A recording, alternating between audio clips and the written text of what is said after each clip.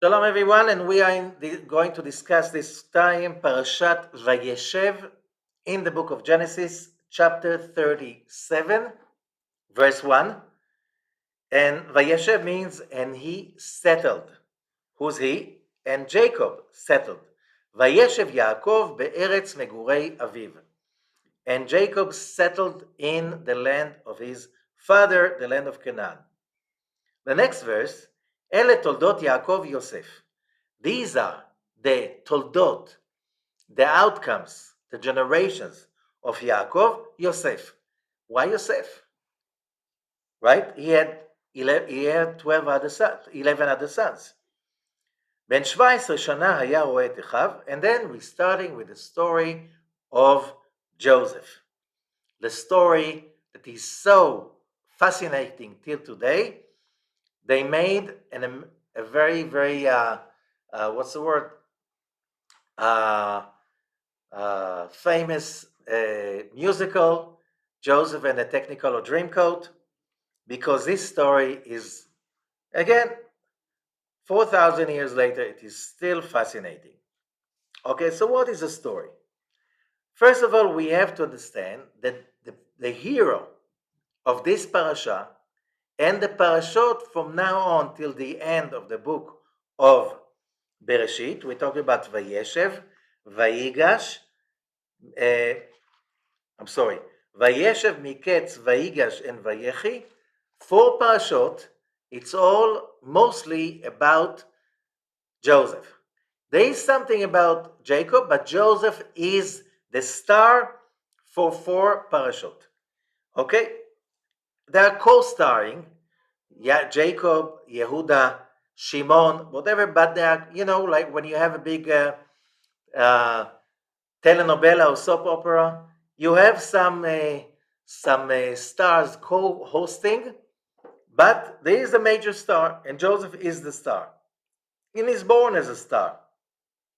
And how do we see it? That in the second verse 2 in chapter 37, Ele toldot Yaakov Yosef.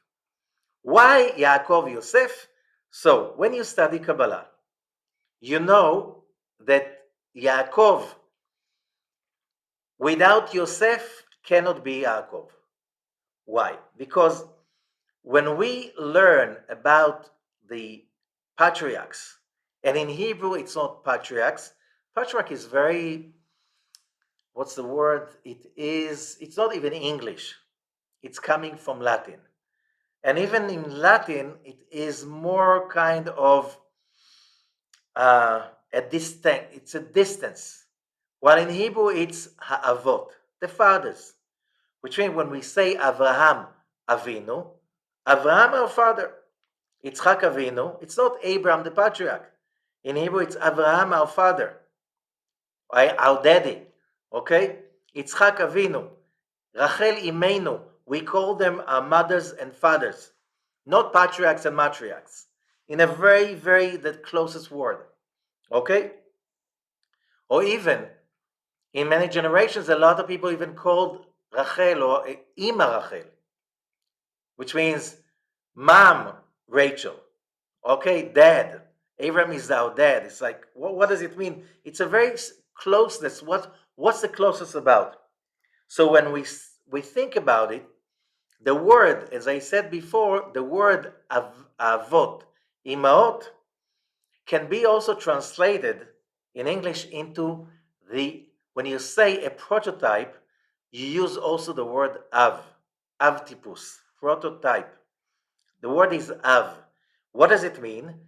Abraham and Sarah, Isaac and Rivka, Yaakov, Rachel and Leah, they were the prototype, which means they were the chariots of what kind of a human being we would like to become. Abraham and Sarah taught us about chesed. And not just taught us about it, they established the state of mind, the conscience, the programming that we need just to attach to it in order to download into our system. How do you behave with chesed?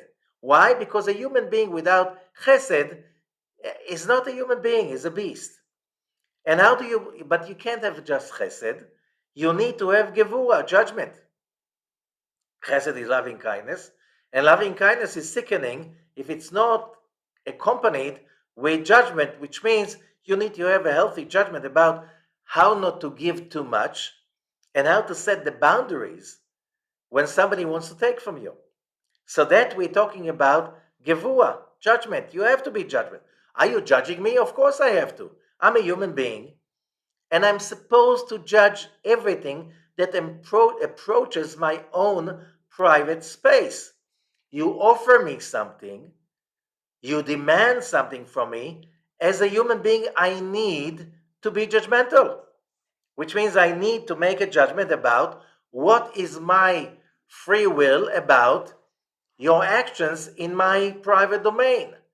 You offer me something, you want to take away something from me.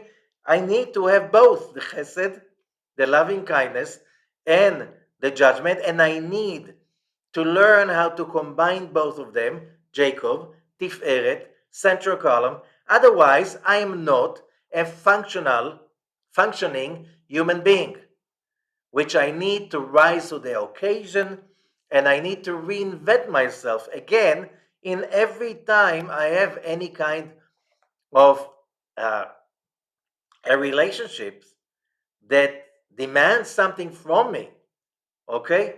To give, to take, and stuff like this. Every relationship is always about making a judgment, okay? So you have to remember that. Judging somebody else, you have to. Are you judging me? Of course I judge you. What I mean, I'm a chair. You don't expect a chair to judge you.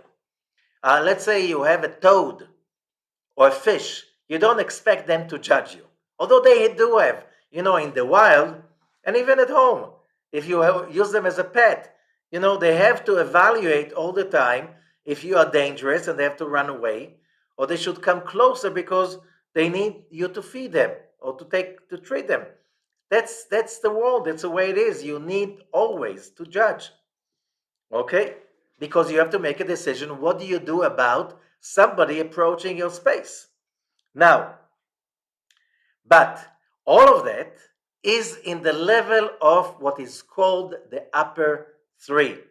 The upper three, Chesed, Gvura, Tiferet, or as we know about Magen David, what is known as the Star of David, which is not a national symbol of the Jewish nation. This is a diagram or an equation that symbolizes the state of mind of a healthy human being. First of all, you need to know how to work out the two forces. The loving kindness, you need to develop it. You need to enlarge it if you want to become a great human being. You need to establish inside yourself the ability to be there for others. And that's why no wonder that in Hebrew, Gedula is another name for chesed, loving kindness. Okay? But Gedula means also greatness. Greatness is conditioned by the ability to see beyond your own little box, think beyond it, care beyond it, be there for others. So, a leader that achieves greatness is because he got out of his comfort zone and learned to be there for the people that he is responsible for their lives. Could be a CEO of a company, a political leader, any kind of leadership. And as a parent, that's also leadership because you need to lead your kids to a place in which they can move on and establish their lives. It needs gedula. But that needs a state of mind. And you need also the ability to judge, which means to put the boundaries, to overcome whims, desires, to give or to take. Okay? Nothing is good without gvura, without judgment. You want to give. Does the other person wants to receive? Is he ready, or is she ready to receive? Now, can that hurt him or not? I can't just go by my whim. I need to judge, and I have to learn with that to balance the judgment and the chesed and the gevura. But that's first of all the state of mind. And Jacob is giving us the ability to juggle between the two, as we learned in the previous parashot. But this is not enough. The Star of David is made of two triangles. The upper triangle is Abraham, Isaac, and Jacob, Chesed, Gevurah, and Tiferet. Why do you need the lower triangle? Because you can have an amazing attitude toward life, but there's no way you know how to apply it in the everyday to day actions. For that, you need the lower triangle. And the lower triangle, the most important part of the lower triangle is Sefirat Yesod, that if you look at the tree of life, Yesod is just one step under Tiferet.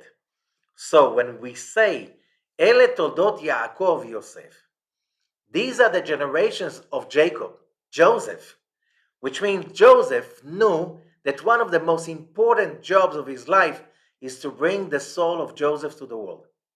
And Jacob fought for it. He knew he can bring him only from Rachel. Remember, Jacob was a very high level person. He just didn't know that the Creator has a bigger picture for him. And he didn't know that Leah also is very important for the picture, and he needs to marry her too. So with Zilpah and Bilhah, the other two maids, who were basically daughters of the concubines of Lavan. So, because only these four could bring to the world those 12 boys that became later on the 12 tribes of Israel, which each one of them is also a chariot for one of the 12 signs of the zodiac, which means the ability of a human being to lift himself up or herself to a place above the zodiac, above what's written and what's determined, and to change and transform is laid by Abraham and Sarah, Isaac and Rivka, Yaakov and Rachel and Leah. It's laid there. But without Joseph, this can never come out to fruition in a place that every human can relate to. And therefore, Joseph, who is the chariot for Sfirat Yesod, is the one under, in the tree of life, under Yaakov, and Yesod, Tzaddik Yesod Olam. And we learn in this parasha how Joseph not just that he was the son of Jacob, but to bring himself to be a chariot of Yesod, the most important Sephirah in the tree of life, because this Sephirah is the crucial. This is the intersection between the physical world of logic, physicality, survival, all the needs of this physical world, and the spiritual upper world. So Joseph, he was born as the one that continues the line of Jacob directly. That's why it says these are the offsprings or the generations or outcomes of Yaakov, Yosef. Okay? So when we read the story, we are not reading about, the many things that we don't know about Joseph. Many things that we'd like to know if we read it as a story. But what we read is what is that we need to know in order to attach ourselves to the prototype of Joseph, because Joseph is that part in our behavior, state of mind, consciousness, that without it, the greatest ideas can stay great ideas without any fruition. We know very well that, who said that? I just forgot. Okay. Somebody said that if you're not a socialist when you're young, you don't have a heart. But if you're not becoming a capitalist when you're older, you don't have a brain. And what does it mean? that a person needs to go through certain stages of growing up philosophically, consciously, in order really to understand how the game is working, right? And the answer is not capitalism, the answer is not socialism, the answer is something in between. The same way there was an argument, where is the light a wave or a particle? And the answer is it's a wave and a particle. How could it be? Depends who measures it. Okay? So if you go to the Torah, on one hand, you have socialism, which means you have to really take care of the poor and the weak and the orphans and the widows and so on. The other hand, you need to ensure free trade, and you can't get involved with that too much. Okay? The Torah is not against socialism, it's for. It's again not against capitalism, but you have to remember that you need checks and balances. And how do you do that? If you have faith and values, you need less checks and balances. And when you don't have faith and values, you have to reinvent the system all over again. And that's what we as humanity, 1921, just a little bit before 22, or the Hebrew year of 5782, where everybody knows that the system doesn't work. You have to reinvent it. It's another level. How do you invent it? Yesod. Sfirat Yesod Yosef HaTzadik, Tzadik Yesod Olam. The Tzadik is the foundation of the universe. What is a Tzadik? The perfect human being? Tzaddik is not a perfect, because otherwise King Solomon cannot say in the book of Proverbs, Sheva yipol tzaddik vekam. A tzaddik will fall 7 times and rise up again. If he's perfect, he's incapable of making a mistake. No, our world is not made and cannot be based on people that cannot make that immune from making mistakes. People make mistakes. We are very good at it. And therefore, we need checks and balances. We need systems that are capable of creating those checks and balances. Even Joseph, he was born, and we read the story, he was born as the chosen one. He's the one that Jacob prayed for all his life. He was dreaming about bringing that child to the world, that special soul that will be the chariot for Sfirat Yesod. Did Jacob mean that Joseph, his son, will go through so much suffering, pain, and misery and loss? No.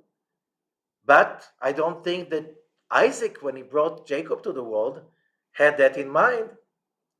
On one hand, you don't wish your children to suffer so much. On the other hand, you can't do it for them. In order to manifest their destiny and their calling, they have to go through their own journey. And it doesn't matter how much you love your children, you cannot suffer instead of them, because you cannot learn instead of them. And the learning process, that's what Joseph needed to go through. And Joseph, we read the story, it starts, verse 2 again, אלה תולדות יעקב יוסף בן 17 שנה היה רועה את החבצון. We're starting the scene starts when he is 17 and he is a shepherd together with his brothers. והוא נער את בני בלהה ואת בני זלפה נשי אביו, and he is a friend with the sons of Bilhah and Zilpah. What does it mean? In every group of youngsters, and even grown-ups, there's always, especially when you have 12 of them, you'll have all kinds of groupings, cliques. He's making a clique. He's the chosen one. And the other brothers are kind of jealous. So he goes to become the leader of the sons of the concubines, Bilhah and Zilpah. That's what it says. And then he comes and he talks to his father bad about them. Why the Torah brings it to us? Because the Torah wants to tell us that when Joseph was growing up as a kid, 17 years old, he was not a chariot for Yesod yet. Oh, he had the potential, but having the potential is not enough. We are all born with the potential of greatness, but greatness cannot be given on a silver platter. Greatness must be earned. Anything else, you can give somebody money, you can give somebody a title, okay? You can have, nepotism, that's very common. You can you have favorites, whatever. But you cannot bestow greatness on somebody else. That has to be achieved. In order to achieve that greatness of being the chariot for Sfirat Yesod, Joseph must take his own individual journey. Same thing. We cannot blame our parents for not protecting us. We cannot blame the Creator for not protecting us. We cannot blame the government, the institutions, the school for not protecting us. Yes, we as parents, we need to do the best in order to protect our children. But still, we know that cruelty will always be there. You send your child to school, you know there's going to be bullying over there. You cannot, as long as humans are humans, there's going to be bullying, abuse, and stuff like this. You can't prevent that from happening. You can minimize it, but you cannot prevent it. Here we have a story like this, and we know we continue on verse 4. Verse 3, וישראל אהב את יוסף מכל בניו, and Israel, Jacob, he loved Joseph more than all of his sons. Bad, bad, bad. You can't do that, right? But still, he knew how much he invested in bringing to the world Joseph. What a miracle did it take to find Rachel, to marry Rachel, then you get up in the morning and it's Leah. And you know what? With all the sabotage that Lavan did, Rachel finally brought to the world Joseph, which Zohar speaks about it in length, how miraculous was that ability of Joseph to bring in spite of the sabotage that Lavan did. Because when, on that night, Jacob was sure that was Rachel. Okay? He was thinking about Rachel. He was thinking about bringing Joseph. He knew that only Rachel can bring Joseph to the world. He gets up in the morning. That's much worse than waking up in the morning with a woman he didn't want to marry. It's a grand scale. Jacob knew he has to bring to the world a chariot. The whole creation was dependent on that. Without Joseph, there's no nation of Israel. There's no tree of life. There's no Exodus. There's no Mount Sinai. Joseph was a very important step in the big program of the creation. It's not that Jacob was upset about, waking up with a woman he doesn't love. It was much bigger than that. Still, it didn't work for Lavan. Joseph came to Rachel later on. So we know how appreciative was Jacob seeing Joseph every day. Wow, I made it. It was beyond logic. Now he makes for him a special garment with the stripes. And then verse 4, the brothers see that the father loves them more than the others. They hated him. Didn't Jacob see that? Did he do it deliberately? I don't think so. They couldn't even say shalom to him. Two people speaking Hebrew, two Israelis meet with each other. What did they say to each other? Shalom. Oh, they say maybe hi. but usually you say shalom. Okay? Couldn't even say shalom. And then, verse 5, Vayachalom Yosef chalom, vayaged lechav, vayosifu od snoto. And Joseph has a dream. He tells his brothers, and they hate him even more. What was the dream? We're here starting with a famous story, the most famous stories about dreams. Vayomer alem shimuna chalom hazeh shechalamti. Verse 6, chapter 37. Listen, hear, not listen, hear to this dream that I had. והנה אנחנו מעלמים עלומים בתוך השדה. We are making, in the harvest, we are making sheaves of wheat.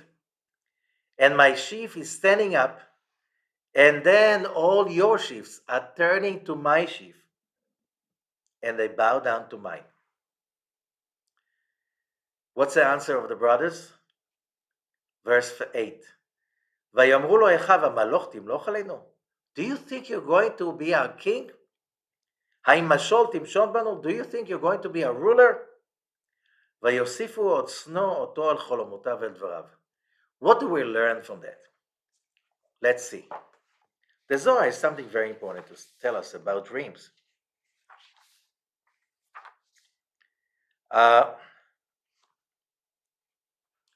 I'm reading in Parashat VaYeshev in the Zohar, verse 82. Rabbi Chia פתח ואמר, I'm reading first from the Zohar. Rabbi Chia opened and said, ויאמר שמעו נא דברי מי נביאכם, השם במראה אליו אתוודע, בחלום אדבר בו. תחזי כמה דרגי לדרגי נאוות קודשה בריחו, וכולו קיימי דע על דע, דרגה על דרגה, דע לעילה מן דע, וכולו ינקין אילן מן אילן, כתקה חזה אילון, אילן מימינה ואילן משמאלה, וכולו התמנן אילן על אילן כולה כדקה יאות. Translation. Come and see. How many levels did the Creator make? Which means there are sefirot upon sefirot upon sefirot upon sefirot, levels upon levels upon levels. Okay? All of them are standing one above each other. That's a tree of life. You have Keter, you have Chokhmah, you have Binah, you have Chesed, Gvura, and each one of them is divided. And they're the division to Olamot, worlds, Partsufim, structures, Sefirot, inner levels. And there are divisions and within divisions. Okay? And all of them standing one above each other, and all of them are nourishing one from those the way they should be. Okay, there's a system. There are some on the right, because there's a right column. The right column you have Chokhmah, Chesed, Netzach, and it's all divided to sub levels and divisions. And on the left you have Binah, Gvura, Hod, and they're all divided into many subdivisions. That's why it's called right column and left column and central column. And all of them are responsible for, the one is responsible for another. We're talking about there's a whole hierarchy, what is called the tree of life. Hakol Kaolot, and it's all the way it's supposed to be. Verse 83 in the Sulam. Bo'e, come and see. Kol Nevi'ei Ha'olam kulam yonkim mibchina achat. All the prophets, they're all gaining their prophecy from one level, amongst two known levels, which are Netzach and Hod. In the tree of life, there's Netzach and Hod. Yesod is in between. So we spoke today about Chesed, Gvura, and Tiferet, Avraham, Yitzchak, and Yaakov. There's another triangle underneath. Under Abraham, there is Netzach. Under Isaac, there is Gvura, there is Hod. And under Yaakov, there is Yesod, Yosef. Okay? But Netzach and Hod, these levels are where prophecies are coming from.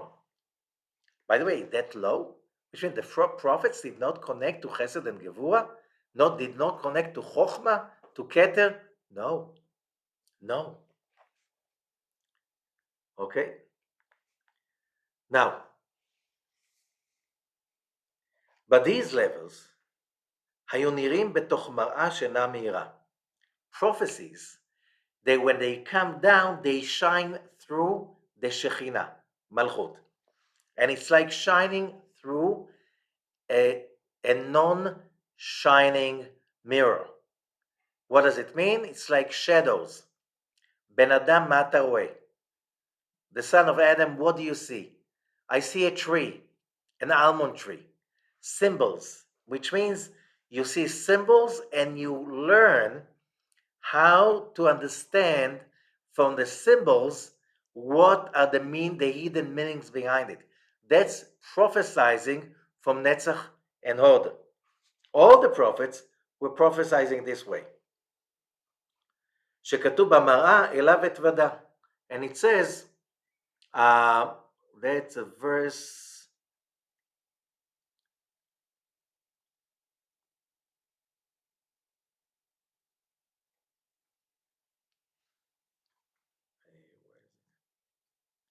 מהי מראה? What's the mirror? כמו שלמדנו, מראה שכל הצבעים נראים בתוכה. Which means prophecy is being able to connect to that what is called, the Kabbalist, the Zohar calls it the mirror, the Tanakh, the Bible calls it also a mirror. Okay? There is kind of, you watch and you experience a reflection, but you see a reflection. If you're a real true prophet, you know that you see a reflection. It's not the original thing. So it's a reflection. So you know how to extrapolate from the reflection to the origin. Okay, that's a real true prophet. Okay, and in that prophecy, there are three colors, says the Zohar: white, red, and green. Chesed is white, red is Gevurah, Tiferet, central column, that's green. These are the three columns of Sefirat Zeir Anpin, or that upper triangle. וזהו מראה שאינה מאירה, and it's called a mirror that do not shine. It's only a reflection. So you see shadows, and from the shadows you extrapolate. Same thing like reading. What is reading? You see shadows, you see shapes, and from the shapes you read, or in Hebrew, you call koreh. You call ideas to the physical shapes. Okay? So it says, the prophecy is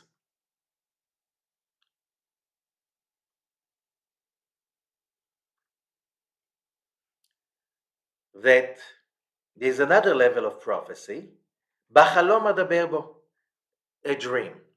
There is what is called a prophetic dream, which means not all dreams are prophetic.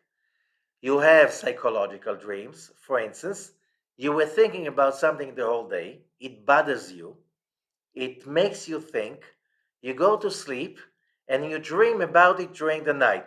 That's a psychological dream. Something, an idea, a topic is occupying you during the day, and you dream about it at night. That's a psychological dream. Okay? There's a story in the Talmud about one of the great rabbis, was a great Kabbalist also, and he was a friend with the king of Persia. And the king of Persia said, if you are such a great wise man, tell me what I'm going to dream about tonight. The Persians were fighting the Romans at that time. They were the big opponent. So the sage, the Jewish sage, is telling the king of Persia, you are going to have a dream that you have a war with Rome. You're going to lose. They're going to take you into captivity. And as a captive, they'll force you to be a shepherd of geese. And you're going to be a shepherd with a golden scepter. Such a detailed story, right? So the Talmud says, the king was so shocked by the sage's story, so he thought about it the whole day, so he dreamt about it at night, which means it's not a prophecy, it's a self-fulfilling prophecy. You think about it during the day, you'll dream about it at night. So that's a psychological dream. But a prophetic dream, that is something else. A prophetic dream is, as it says, says a Zohar, 1 part of 60th from prophecy. Okay? Which means a person and a lot of people getting messages. We are all getting messages. Usually in our dreams, they are veiled with a lot of noise because it depends on how high did we send our soul when we went to sleep. And we go to sleep, our soul is leaving us. And it's going higher. Higher, I said, not high. If the soul is is loaded with a lot of negativity, which means worries, upset, fears, all kinds of other physical bodily emotions, okay, then a person did a lot of bad stuff or went into a lot of imbalances, emotional imbalances during the day. So when he goes to sleep, his soul doesn't get up too much. And we know not everybody goes to sleep and he sleeps, let's say, full 8 hours, wakes up in the morning refreshed. Some people feel that the whole night they were running from something, running after something, or like they were just lying down and thinking. They don't feel like they were sleeping. And they were snoring the whole night. Okay? Which means their soul didn't go far away, says the Zohar, because they didn't go through, after the soul is leaving, it goes up through the levels of the upper world. If the soul is loaded with a lot of emotional and mental baggage, so the soul cannot take off and it stays stuck in the first layer, which is full of negativity and dark energies and forces. That's why we wake up in the morning feeling kind of tired and depleted, so we didn't sleep well. We feel like cheated. You hope you go to sleep, you wake up in the morning refreshed, and you're not. How do you achieve a sleep that is much more powerful, that is much more recharging? You need to cleanse yourself before you go to sleep. So how prayers, meditations, relaxation, making a closure with all what happened during the day, that will help you, and especially the bedtime Shema, the prayers before the sleep, are there in order to give us a protected takeoff so we can rise as high as possible.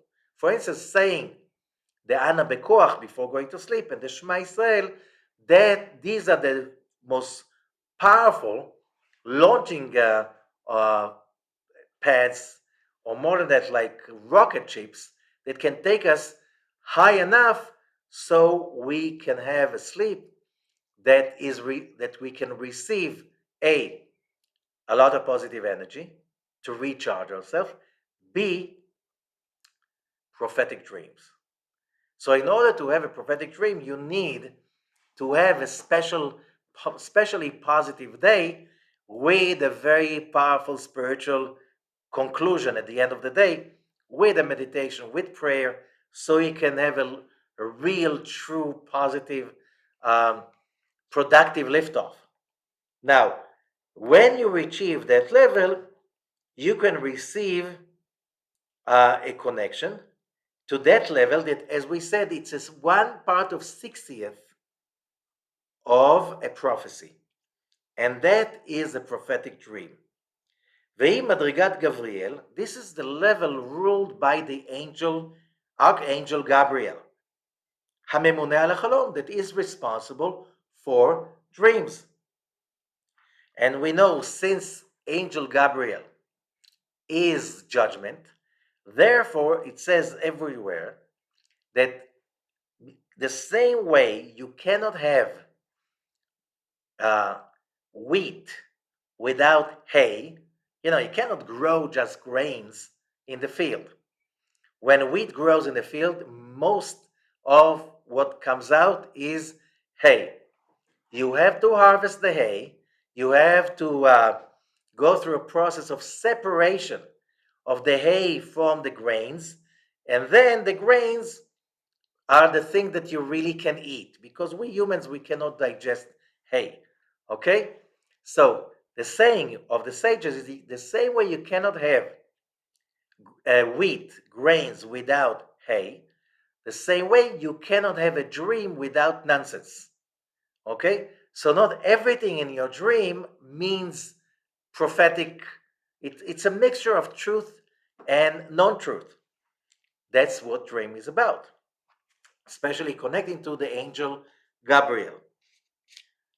Okay, verse 84.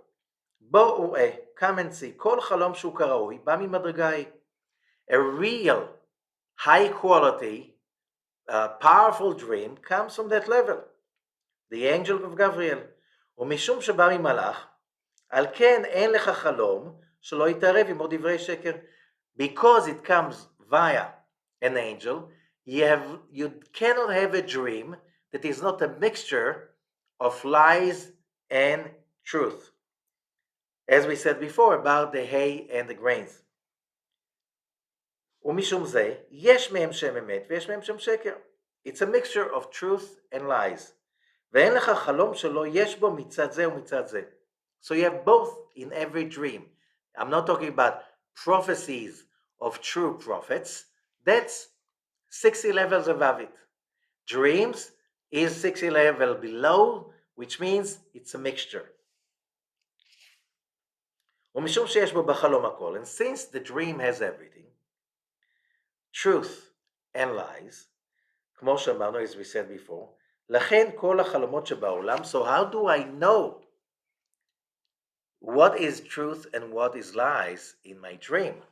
Says the Zohar, that's a big plus, because the moment it's a mixture of lies and truth, the dream will follow the interpretation of the mouth. החלום הולך אחרי פתרון הפה. Since it's a mixture of truth and lies, it is in suspended animation till the interpretation. שכתוב, ויהי כאשר פתר לנו כן היה, we will see it in next week's parasha, where it says that Joseph was in jail, and basically it was in the end of our parasha, when he meets the wine steward and the baker. And one morning they wake up both very sour, because both had a dream and they were bothered by the dream. Okay? And it says on the next parasha, Parashat Miketz, that the wine steward says to Pharaoh, the way the Hebrew boy, Joseph, interpreted our dream, that's the way it happened. He made me come back to my position, and he made the baker get to be hung. Which means we learn from that, and the details, spare the details, the most important thing, the dream will follow the interpretation. Okay? לכן המילה של הפתרון שולטת על הכל שמאחרת אותו. Because a dream is kind of waving, it's suspended animation, it needs to be finalized. What does it mean? The way you interpret the dream, there's no true interpretation to the dream. There's a productive interpretation for any dream. Okay? So let's continue. לפיכך צריך החלום לפתרון טוב, and therefore the dream needs a good interpretation. And therefore the Zohar says, a person should never tell his dreams to people that do not like him. That's number one. Did Joseph know that? No, because he told his dreams to his brothers who hated him. But didn't he learn from Jacob? He learned but he was not Joseph the righteous yet. He didn't know how to manifest it. He stole the dreams to the people who hated him the most, his brothers. Just think about it. If you're Joseph the righteous, how would you make your brothers to become your biggest enemies, to come to a place they wanted to kill him? The sons of Jacob. Okay, his own flesh and blood brothers. How did he do that? He had no idea what Sfirat Yesod means. He didn't know how to take the ideas of his father, his grandfather, his great grandfather, Abraham, Isaac, and Jacob. He had no idea how to live with it. He heard the stories for sure, thousands of times. He learned about Chesed, Gvura, and Tiferet. He learned about the tree of life. His father taught him everything he could. He didn't get it. In order to get it, he needed to go through a long process and very painful one. Okay? So we have to understand what it says over here. Verse 90. Vayachalom Yosef chalom mikan she'en la'adam. So we learn a person should not tell his dream only to someone who loves him. Okay? Ve'im lo ohev oto. And I add also, somebody who knows how to interpret dreams, because he knows that the dream, the manifestation of the dream will follow the interpretation. How do you interpret a dream to someone who comes to you in a way that fits that person's destiny? What a responsibility. Do not tell your dreams to everybody. Because how many people really love you? How many people really love you and know how to get the proper interpretation, good interpretation to the dream? Almost no one. Be very careful with it. Because it's a responsibility. If you tell the dream to a person that doesn't like you, or person that does not know how to interpret a dream, he can bring evil upon the dreamer. And then the dream interpretation will turn your life track to a different direction. Okay? Come and see, says the Zohar, verse 91. Joseph told his dream to his brothers. They didn't love him. And therefore, by their interpretation of the dream, they said, you're not going to be our king, you're not going to be our ruler. They made by those words that his dream will go to the bank and will be delayed for 22 painful years. How do we know, Rabbi Yossi is asking, that the hater makes the good interpretation of the dream to go away? Where it says, and they continued to hate him. What does it mean that they hated him? Because they brought delays, judgments upon Joseph, that till they came down and bowed down to him, it took 22 painful years for Joseph. So, Joseph paid with unnecessary pain for his mistake. Jacob did not see either. And we see that because when Jacob is sending Joseph, verse 13, Halo achecha roim b'Shechem, says your brothers are shepherds in Shechem.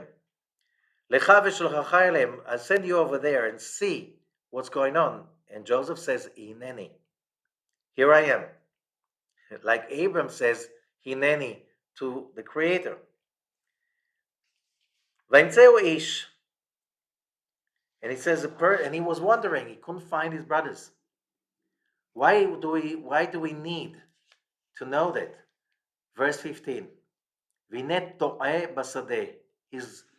He's lost in the field. Okay? And who is that person? Says Rashi, that's Angel Gabriel. The angel did not tell Joseph did not warn him, your brothers are going to kill you. Said, oh, they went to Dotan, go. Which is a very tough thing to get. But the answer is, says the Siftei Chachamim,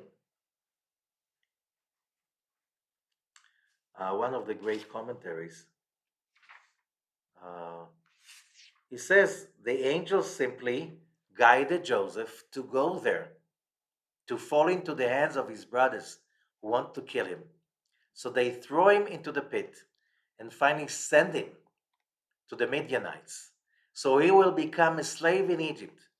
Because if you look at the end of the story, the whole stew that was cooked over here brought Joseph to a place that he could become the chariot for Sfirat Yesod.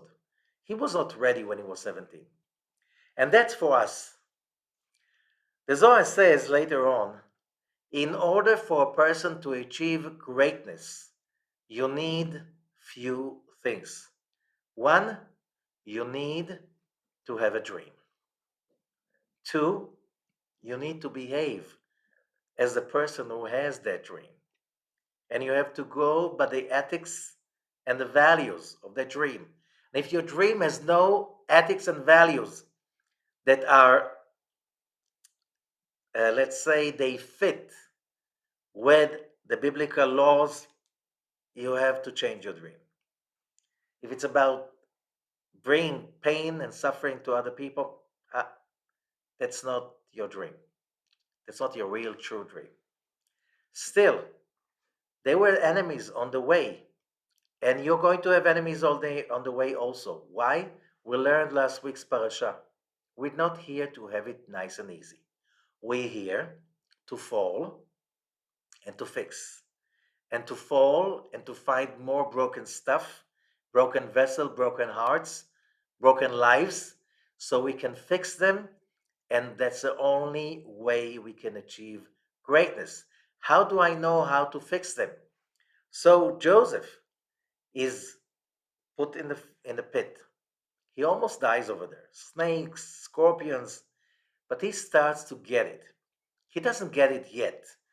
You need to have patience to let the ideas to fall through.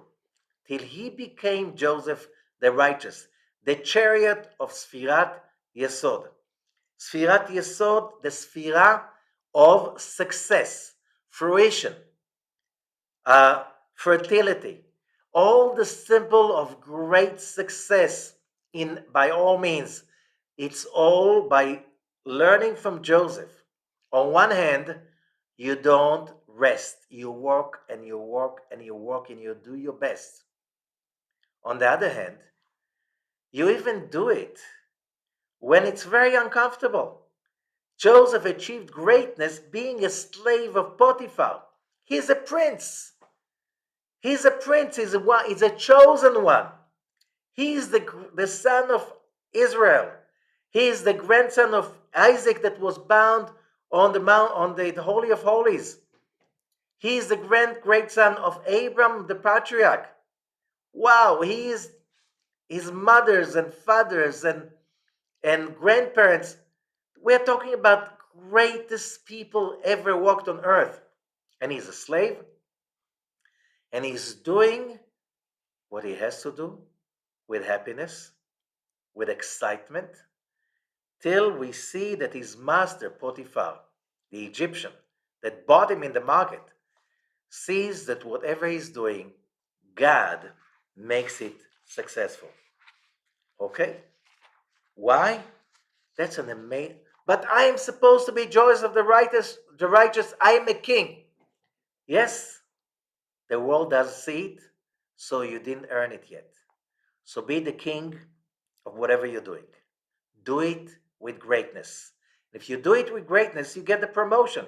If you don't get the promotion from this person, you get it from somewhere else. And Potiphar did not see the greatness only to an extent. When the wife of Potiphar, one of the most seductive, sexy women that ever walked on earth, He's seducing Joseph, who's a young boy. His blood is rushing with hormones. And he realizes that he cannot achieve his dream if he doesn't go by the ethics that his father taught him. So he runs away from her bed. He knows she's going to be angry. He's not stupid. He knows she'll be enraged and she would like to have revenge. And her revenge will be bloody. And he still doesn't do it. There's no way I can be the person I want to be if I go with my physical desires against the rules. If I'm not in control, I cannot be. And the same thing in jail. The story is very powerful. You have to remember your dream. You have to follow through your dream. Doesn't matter where you are. That's a guarantee. And you cannot compromise the vision and the eternal values. Otherwise, your dream will not come true properly. If it will, you'll have money and no happiness. You'll have what everybody envy, but you won't have the feel that it's yours. Because we're here to be the light, not to be right. And that's a continuation of his father's journey. But Joseph had to bring it down to perfection. And that's why he needed to be a slave. He needed to face the seduction of the wife of Potiphar. Angel Gabriel had to tell him to go to his brothers. But you know what? Joseph reached that level that towards the end, when the brother says, Dad, Father said you should forgive us. And Joseph says, to forgive you? Why? You meant evil, but God meant it well. And without God meaning it well, it will never come out right. So we are talking about you want to be a sword, you want to connect your soul. This is the consciousness of this parasha. You have to learn it and learn it again and again. Because we are all supposed to be Joseph. We all supposed to apply Sfirat Yesod in our lives. One as a carpenter, another one as a teacher in a kindergarten, another one as a farmer, another one, each one of us. But Joseph is the chariot for that consciousness of totally trust that whatever is happening is for the good. And I'm not here to be right. I'm not here for any justification.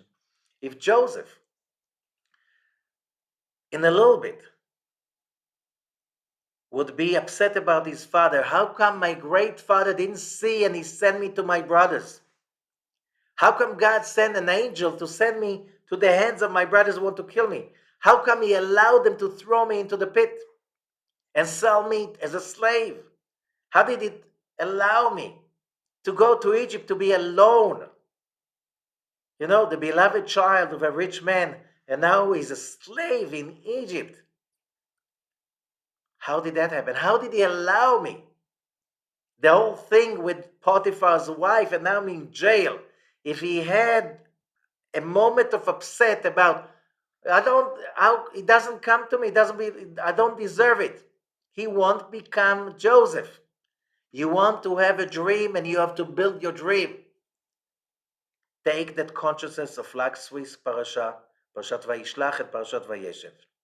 Whatever happens is happening only to give me the opportunity, the ability to grow and become the person I'm supposed to become. I'm not supposed to judge anything that happens to me. I have to judge only my emotions, my reactions, and whatever happens around me. Joseph is judging the wife of Potiphar. He says, I'm for free love. Aren't you for love others as loving yourself? So you should love me. But I'm not your husband, said Joseph. I cannot do that. That's not loving. That's betraying my employer, your husband. I can't give a hand to that. Yeah, but you are my property. Remember, this is Egypt, some 4,000 years ago. He was property, he was not a human being in their eyes. So they could throw him to jail, they could kill him anytime they wanted. This is the morals of that. You want to create success in your life? Be Joseph, be Jacob. You learn. We here, whatever fell, to lift it up. We're not here to say, who threw it? Why is it happening to me? That's not the case. This is totally not the case. The only judgment we can have is to judge our own reactions till we find the balance connection to the balanced state of mind. And that will lead us to places we cannot even dream about. Joseph had a dream. He's going to be a ruler. Okay? He could rule a little tribe. Ruling Egypt, that governed at that time the whole Western Asia, all the way to Turkey. What are you talking about? He couldn't think he couldn't think that big. Not when he was 17. But he came to that place step by step. So our dreams are much bigger than we can ever think about or dream about. We need simply to follow that job, to bring central column to our system, Jacob and Joseph. These are the generations of Jacob, Joseph. It's for us. Central column of the upper triangle, central column of the lower triangle, and the result will be manifestation. Thank you so much. All the rest is commentary.